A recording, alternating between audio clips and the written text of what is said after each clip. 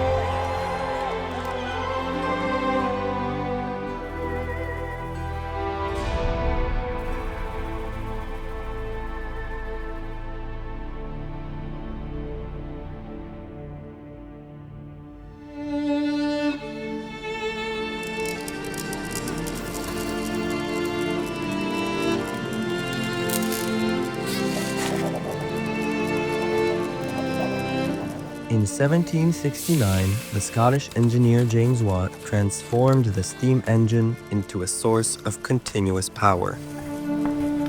He was no king and commanded no armies, yet he changed the world more than many rulers. From that moment, steam became the engine of progress, ushering in a new industrial age. Under the roar of machines, factories rose. Steam and iron gathered thousands under one roof. Production became continuous. Cities expanded, and a new industrial world emerged. Industrial machines transformed labor. Powered by steam, they performed repetitive tasks with precision. Machines greatly increased production, laying the foundation of modern industry. Progress came without mercy. In the roar of machines, children's voices were lost. Factories and mines took those who should have been learning and playing. Long hours, dust, darkness, and danger became their daily life. Thus, the Industrial Revolution left its darkest mark, a stolen childhood.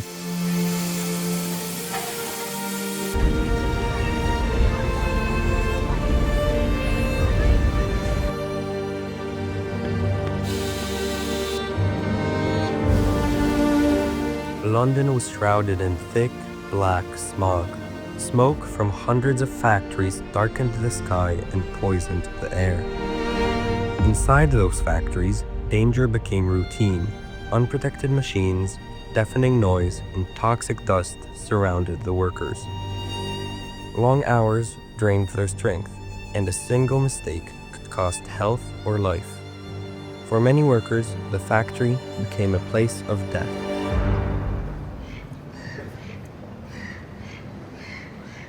Out of fog and smoke, the first steamships appeared.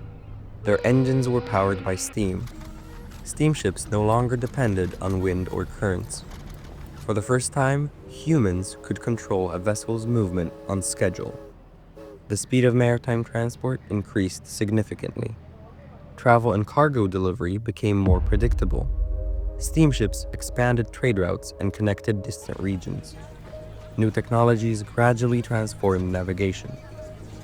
The age of steamships became an important stage in the development of transportation. On land, steam power transformed transportation. Steam locomotives appeared, moving faster than traditional means. Goods were carried in larger volumes, supporting industry.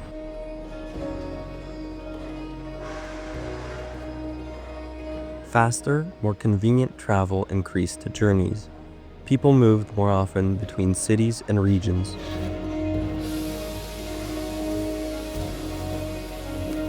Freight volumes grew significantly. Coal became the fuel for steam engines, powering industry. Trains also helped move troops and supplies faster, improving mobilization and transport. Poverty was widespread in London. Workers lived in overcrowded and unsanitary slums. Children and adults labored for long hours for minimal pay. The slums reflected the severe social problems caused by rapid industrial growth. Wealthy residents of London enjoyed comfortable lives in spacious homes with amenities and leisure, while workers struggled with poverty in overcrowded and unsanitary areas. This contrast became increasingly apparent, showing how the Industrial Revolution intensified social inequality and differences in living standards. They must have just, they started that. I don't know. Let me see if he's got it in there. I don't even know if they did. What did you have?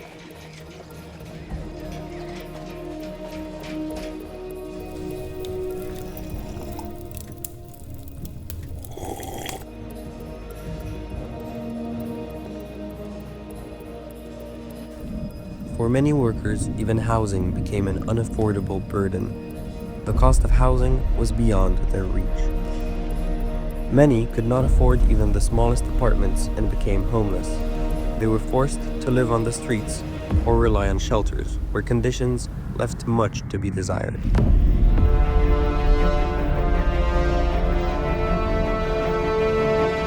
In London, one-penny shelters have become popular. For 2 pennies, it was possible to sleep on a rope bed.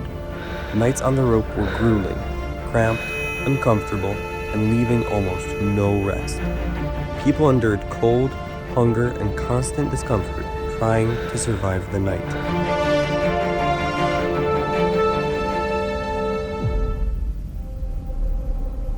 For a single penny, a person could sit on a stool and spend the night.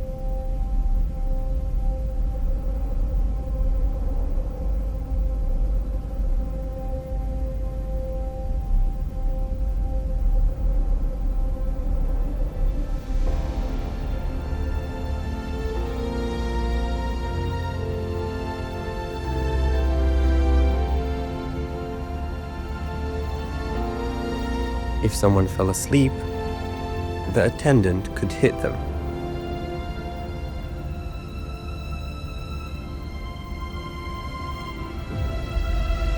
This was done to maintain order and free up space for others.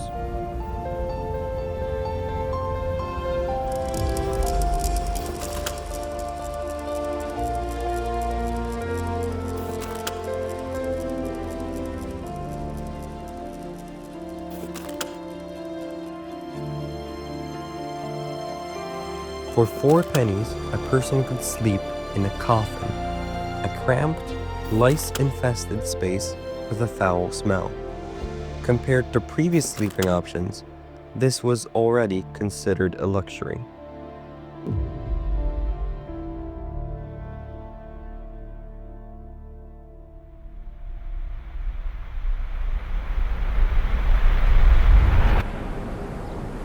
In 1853, Russia attacked the Ottoman Empire, seeking to expand its influence in the Balkans and the Black Sea region, almost destroying the Turkish fleet. This threatened Britain's interest and disrupted the balance of power established in Europe after the Napoleonic Wars.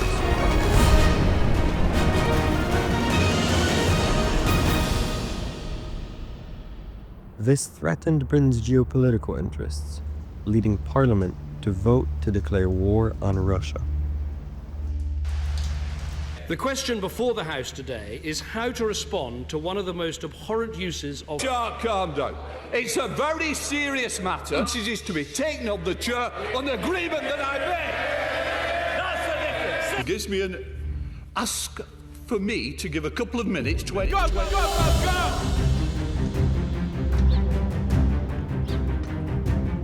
British ships carrying troops headed to the Black Sea to support the Ottoman Empire against Russia. On board were weapons and supplies for both offensive and defensive operations. France also entered the war, seeking revenge for the Napoleonic Wars. After the landing of Allied forces, a fierce battle for Sevastopol began. Soldiers advanced across open ground under relentless artillery and musket fire. Each fortification was taken with great difficulty, and attacks were met with fierce Russian counterattacks. And every minute could change the course of the battle. After a long and grueling siege, the Russian forces could not hold their ground. The Allied troops broke through the defenses, storming the fortifications one by one. The ground shook from artillery fire, and soldiers fought with fury and determination. Every moment was critical, and each attack brought the Allies closer to victory. As a result, Russia lost the war and agreed to the neutralization of the Black Sea, renouncing the right to maintain a military fleet and fortifications.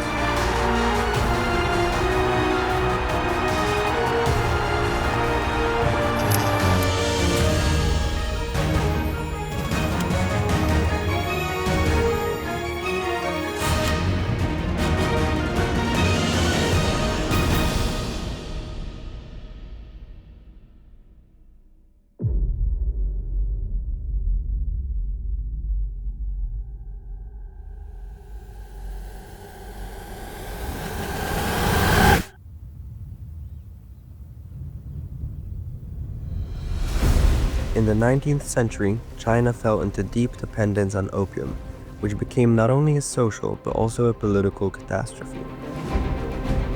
British traders imported opium from India on a massive scale to compensate for the trade deficit with China.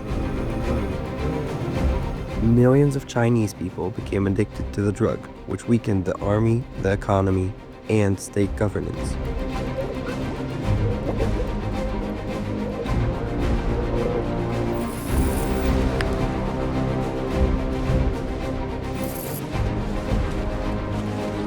The Chinese emperor banned the opium trade and ordered all opium supplies to be burned. This decision was meant to stop addiction, but it led to a conflict with Great Britain.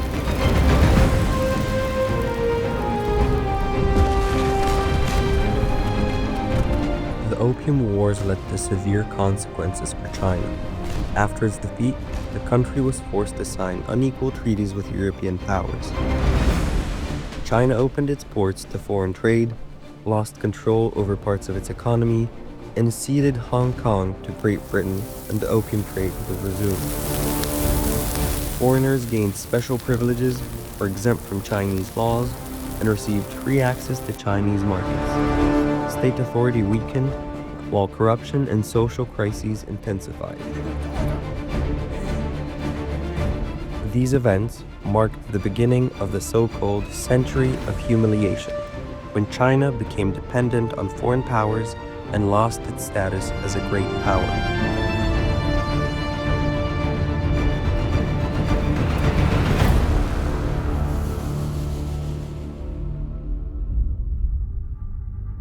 In the mid-19th century, the Hungarian physician Ignaz Semmelweis proved that infections were killing patients due to germs on doctors' hands. He insisted on mandatory hand washing with chlorinated water before examining patients. Despite the effectiveness of his method, his colleagues met his discoveries with mockery and distrust, and eventually, Semmelweis was committed to a psychiatric clinic.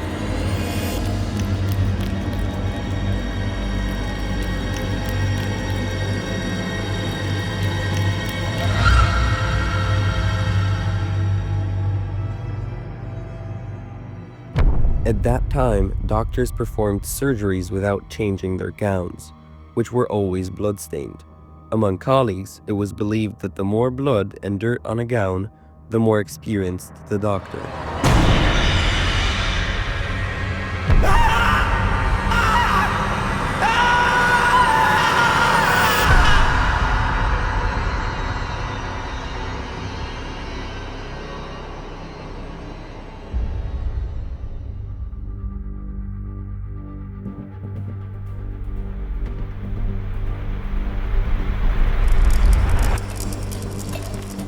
Charles Darwin was a 19th century English naturalist and the author of the theory of evolution. He argued that humans and apes share a common ancestor, and that human development occurred over millions of years through natural selection. This idea contradicted religious beliefs and the divine origin of humanity and was actively mocked by society and the church. As a result, many caricatures of Darwin appeared.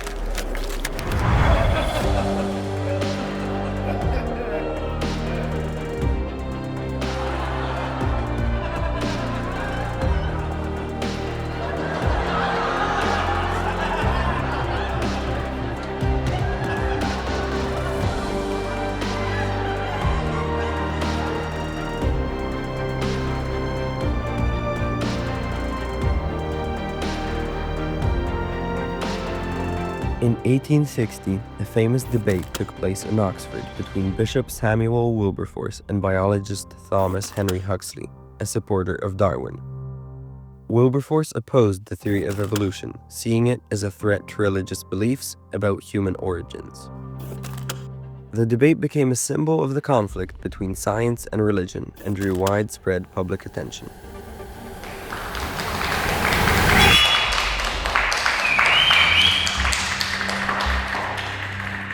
Order. Order. The debate between Mr. Huxley and Wilberforce, it's beginning. Thank you.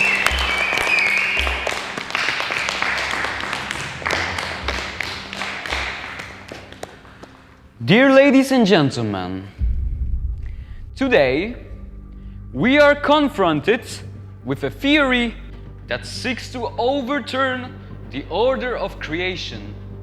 Mr. Huxley and Mr. Darwin claim that man does not come from God, but from the ape.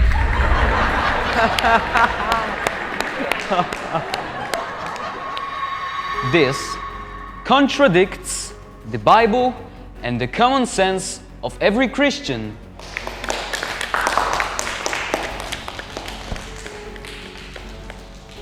Mr. Huxley, please tell me, are you related to apes on your grandmother's or grandfather's side? Your Excellency, if I had to choose between being related to an ape that simply lives according to nature and a man who mocks the truth, I would choose the ape.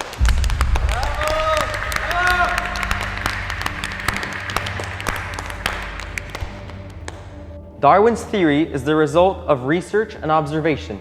In the structure of humans and animals, we can see clear similarities. In fossils, we discover transitional forms that show species have changed over long periods of time. We cannot reject evidence simply because it is inconvenient. Mr. Huxley, are you questioning the word of God? No, Your Excellency. But one cannot use the authority of religion to stop the progress of science. Science is not the enemy of faith. It helps us understand the world that God created.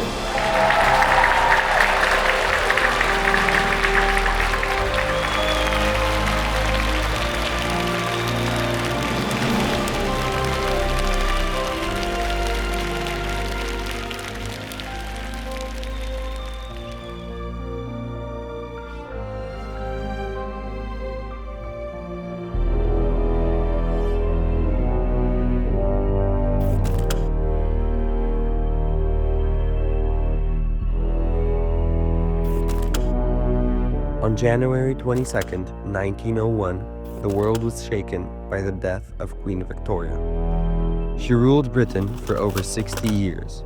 Her passing marked the end of an entire era, the Victorian Age, which forever shaped the face of the nation. With deep sorrow, the people bid farewell to the Queen, whose shadow would long linger over the history and memory of Great Britain. Great trials awaited Britain: the First and Second World Wars, storms of destruction and blood that would forever alter the nation's destiny.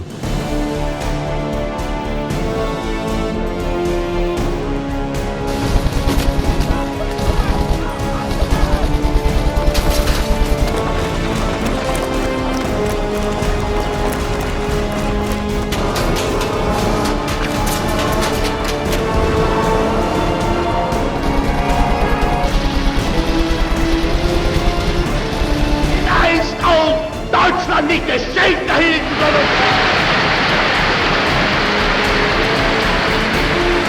deutsches Volk, gib uns 4 Jahre und ich schwöre dir,